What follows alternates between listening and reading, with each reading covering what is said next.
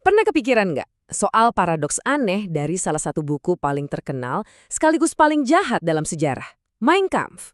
Di satu sisi, buku ini sering banget dibilang sebagai omong kosong yang ngebosenin, nggak nyambung, dan ya pada dasarnya nggak enak dibaca. Tapi di sisi lain, buku inilah yang jadi fondasi ideologis sebuah gerakan yang menyebabkan kehancuran yang nggak terbayangkan. Jadi, gimana kita ngejelasinnya?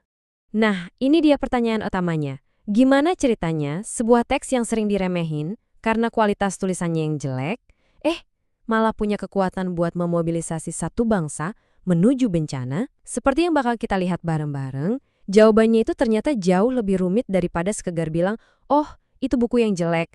Oke, pertama-tama kita harus bongkar dulu mitos yang bilang kalau nggak ada yang benar-benar tahu apa isi buku ini. Banyak yang mikir ini cuma celotehan yang nggak jelas. Tapi kenyataannya, coba lihat. Di halaman pertama aja, agenda radikalnya udah dipajang jelas-jelas. Austria-Jerman harus kembali ke tanah air Jerman yang agung. Darah yang sama harus berada dalam satu Reich bersama, bajak kemudian menjadi pedang, dan dari air mata perang akan tumbuh roti harian untuk anak cucu. Di sini udah ada semuanya kan? Penyatuan ras, penaklukan wilayah, dan pemujaan terhadap perang. Jadi pesannya sama sekali nggak disembunyiin.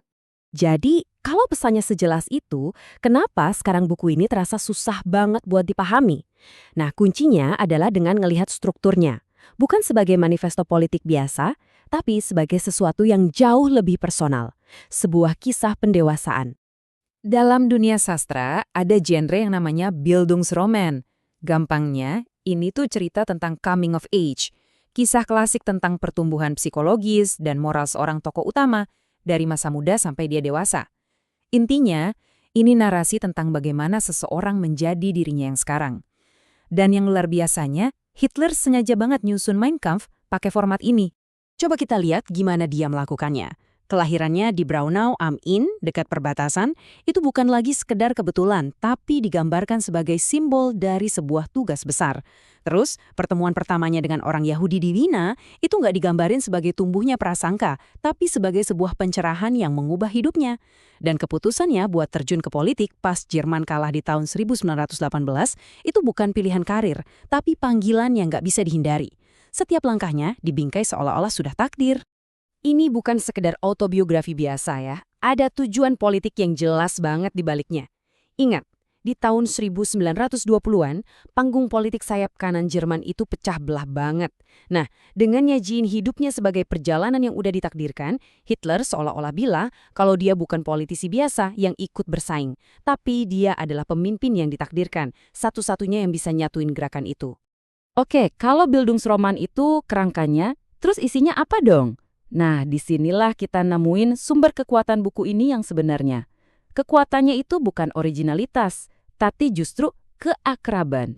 Coba bayangin buku ini kayak spons raksasa. Hitler itu nggak nyiptain ide-ide baru dari nol, sama sekali enggak. Sebaliknya, dia justru menyerap puluhan ide, ketakutan, dan kebencian yang emang udah mengakar di budaya Eropa waktu itu. Buku ini cuma ngumpulin dan madetin apa yang udah banyak orang pikirin atau rasain.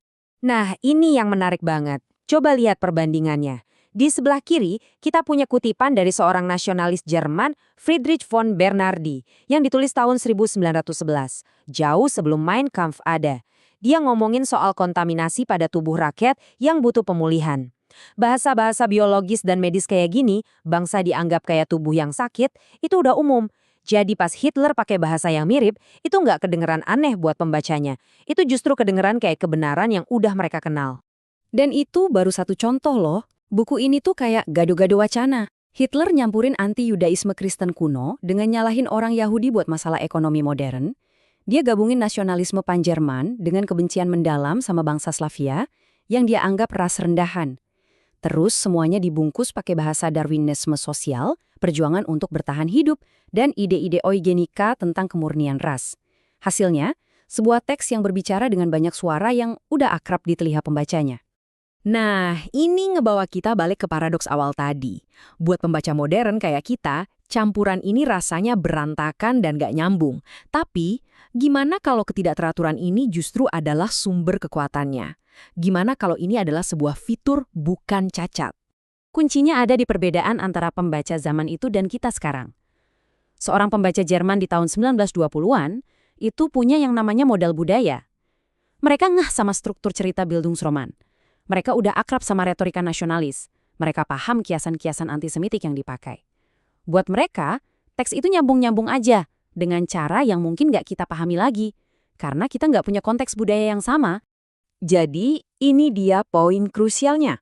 Kemampuan buku ini buat ngomong pakai banyak bahasa agama, ekonomi, ras, dan nasionalisme, bikin dia bisa nyambung ke macam-macam kelompok. Seorang petani, seorang pengusaha, seorang veteran perang, mereka semua bisa nemuin sesuatu di halaman-halaman buku itu yang seolah-olah membenarkan ketakutan dan kebencian mereka. Kutipan dari sejarawan Neil Gregor ini nyimpulin semuanya dengan pas. Justru karena fleksibilitas ideologis inilah, kemampuannya untuk jadi banyak hal bagi banyak orang, yang ngubah teks yang kelihatan yang nggak koheren ini jadi alat mobilisasi politik yang luar biasa kuat, yang pada akhirnya ngebawa dia dapat begitu banyak suara. Dan ini ninggalin kita dengan satu pertanyaan terakhir yang agak bikin gak nyaman. Kalau ternyata bahan-bahan buat Mein Kampf, nasionalisme ekstrim, rasisme, teori konspirasi, itu nggak diciptain dari nol, tapi cuma diambil dari ide-ide yang udah ada di masyarakat luas, ini nunjukin sesuatu yang jauh lebih menakutkan. Ini artinya cuma melarang bukunya aja mungkin nggak cukup. Pertanyaannya jadi, apa kita bisa benar-benar mengkarantina ideologi semacam ini kalau komponen-komponennya ternyata masih ada di sekitar kita? Ini adalah pertanyaan yang sayangnya masih sangat relevan sampai hari ini.